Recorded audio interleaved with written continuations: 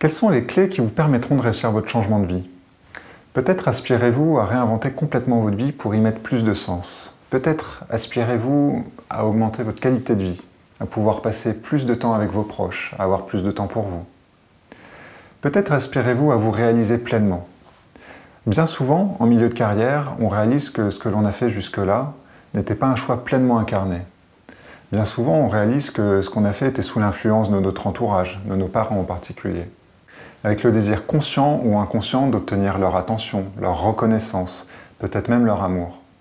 C'est comme si nos choix avaient été guidés par le besoin de combler un vide intérieur.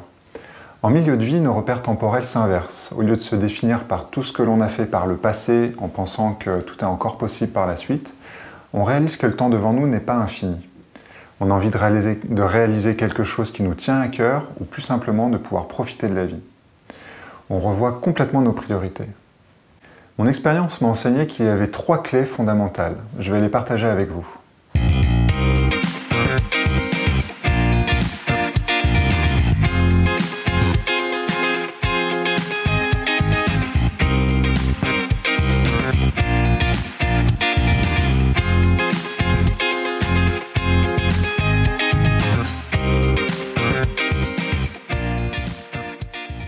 Avant d'entrer dans le vif du sujet, si vous n'êtes pas encore inscrit à ma chaîne YouTube, je vous invite à le faire dès maintenant en cliquant sur le lien qui doit se trouver par ici. Et si vous voulez aller plus loin sur le développement personnel, je vous invite chaleureusement à télécharger le guide J'ai décidé d'être heureux à l'aide du lien qui se trouve par là. La première clé fondamentale pour moi, c'était de faire un vrai et un profond travail sur moi. C'est-à-dire un travail thérapeutique avant tout, un travail de prise de conscience de qui j'étais, de comment est-ce que je fonctionnais, de ce à quoi j'aspirais moi profondément, indépendamment de tout ce que mon écosystème, mes parents notamment, attendaient de moi. Mes parents attendaient de moi ou ce que je pensais qu'ils attendaient de moi, parce qu'il y a une subtilité quand même entre les deux qui est importante. Pour moi, c'est passé avant tout par un travail donc, thérapeutique, je le disais, mais aussi par des formations, par la rencontre de l'outil de l'énéagramme, qui est un outil qui m'a vraiment beaucoup aidé à prendre conscience de moi, et qui m'a aussi ouvert aux autres. Et c'est un élément qui est important également dans ce travail sur soi, c'est de pouvoir s'ouvrir aux autres. Pourquoi? Moi, ça m'a aidé à ouvrir des possibilités que je n'avais pas du tout envisagées. C'était par exemple le fait de rencontrer quelqu'un qui a son jardin en permaculture et qui est heureux comme ça. Ça m'a vraiment profondément questionné. Je me suis dit, après tout, pourquoi est-ce que moi je m'oblige à rester dans le cadre que je connaissais, c'est-à-dire être en entreprise, dans le secteur informatique, en région parisienne, etc. Et de rencontrer des personnes qui faisaient complètement autre chose, ça m'a permis de me dire, finalement, pourquoi pas? Et depuis, j'ai d'ailleurs continué à me dire ça régulièrement, en voyageant par exemple, en me baladant, en me disant, tiens, là, eux, ils tiennent un hôtel dans tel endroit, dans une petite ville de charme, pourquoi pas, après tout? Si je suis heureux comme ça, qu'est-ce qui m'en empêcherait? La deuxième clé fondamentale pour moi, c'est de faire quelque chose qui nous fait vibrer. Et donc moi, j'ai senti cet appel-là à travailler autour de l'accompagnement. Ce qui me passionnait particulièrement, c'était tout ce qui était attrait à la psychologie. Mais ce que j'ai vu, c'est que finalement, c'était autour de ce vecteur-là principal qui était la psychologie, ça a pris plein de formes différentes. Et dans tous les cas, à chaque fois, je suis allé vers quelque chose qui me faisait vraiment... qui m'animait. C'est-à-dire que je suis, et encore aujourd'hui, je n'ai pas besoin de faire d'efforts pour faire ce que je fais. Souvent, je raconte que je ne sais pas si maintenant je travaille tout le temps ou jamais, parce que je n'ai pas l'impression de travailler dans le sens où, pendant très longtemps, j'ai associé le mot travail à faire quelque chose qui était de l'ordre de la contrainte. Alors qu'aujourd'hui, quand je fais ce que je fais ça parce que j'ai envie de le faire et par passion. Et du coup, j'y pense régulièrement, j'allais dire presque jour et nuit, mais ça ne me demande pas un effort, c'est vraiment quelque chose qui est naturel pour moi. Cette notion de faire quelque chose qui vous fait vibrer, il y a deux personnes qui en parlent très bien.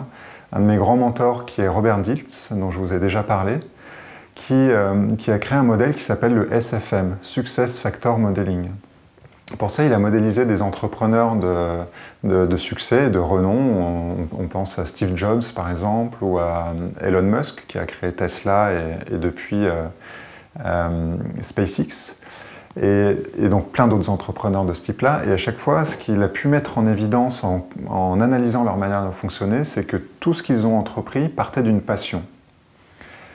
C'est quelque chose que je vous invite vraiment à aller regarder, explorer, c'est qu'est-ce qui vous anime. Et c'est souvent difficile de mettre des mots dessus, donc il n'y a pas de problème.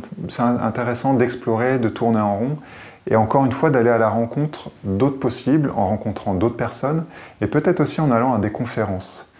J'ai interviewé récemment une personne qui était cadre en entreprise et qui aujourd'hui qui est devenu maraîcher et qui a créé son activité en permaculture. Et pour lui, tout s'est éclairé le jour où il allait à une conférence sur la permaculture. Il n'avait pas du tout anticipé ça, mais quand il a écouté cette conférence, il a senti que ça vibrait en lui intérieurement. Et du coup, ça l'a amené à aller encore un peu plus loin pour découvrir ce que c'était, etc., jusqu'à aller faire un stage. Et là, ça a été le déclic fondamental. Donc faire quelque chose qui vous fait vibrer. Un deuxième auteur que j'aime beaucoup citer quand je parle de ça, de sentir cette vibration, c'est Daniel Blouin. Il a changé de vie plusieurs fois en prenant des risques considérables, c'est-à-dire en quittant un job qui avait une notoriété pas possible. Il a été, je crois, producteur ou coproducteur de Céline Dion notamment, ce qui est quand même pas rien. Et il a fait le choix de tout abandonner parce qu'il sentait un appel à aller faire autre chose. Quand il en parle en conférence, il parle du bzzz, comme ça, qui l'animait à aller faire cette autre chose. Donc il y a vraiment quelque chose là qui est hyper important, de faire quelque chose qui vous anime vraiment et profondément. Et ça prend du temps, encore une fois, à le clarifier, et c'est OK. Le temps est important. La troisième clé fondamentale, à mon sens, c'est de sentir le moment de passer à l'action. C'est quelque chose qui est vraiment intérieur, c'est-à-dire que personne ne peut vous guider par rapport à ça. C'est de sentir que là, c'est OK, vous êtes sur un bon projet, sur le bon timing, que vous vous sentez animé par ça. Et ça peut prendre du temps, parce que pendant toute cette phase en amont, il y a toutes les peurs qui peuvent émerger, il y a tous les freins, toutes les résistances intérieures. Et il y a aussi le fait qu'autour de vous, on va vous dire que votre projet est peut-être un peu dingue, ou que c'est hyper ambitieux, et qu'ils vont projeter des doutes sur le fait que vous allez pouvoir y arriver. Tout ça, c'est à mettre au service de votre projet, ça va vous aider à le consolider. Et c'est pour ça que je dis ce troisième point, de sentir que c'est le bon moment, c'est qu'encore une fois, intérieurement, il y a quelque chose qui se pose, qui s'ancre, et c'est comme si vous arriviez à un moment où il n'y a pas le choix, pas d'autre choix que d'y aller.